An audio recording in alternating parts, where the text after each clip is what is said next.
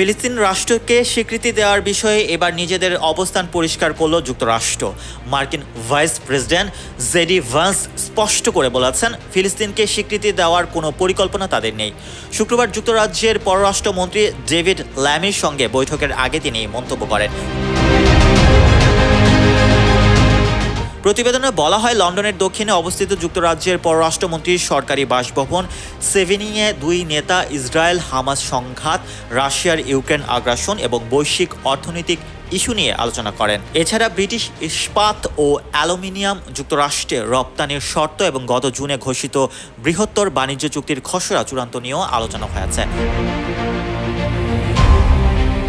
রাজনৈতিক মতপার্থক্য থাকলেও লেবার পার্টির সদস্য ল্যামি ও রিপাবলিকান ভ্যান্স ব্যক্তিগতভাবে ভালো সম্পর্ক বজায় রেখেছেন। ব্রিটিশ দৈনিক দ্য গার্ডিয়ানকে ল্যামি বলেন, দুজনের মধ্যে সম্পর্কের সূত্র শ্রমজীবী শ্রেণীর অকার্যকর শৈশব ও খ্রিস্টান বিশ্বাসের অভিজ্ঞতা। আমি জেডিকে একজন বন্ধু মনে করি, মন্তব্য করেন তিনি।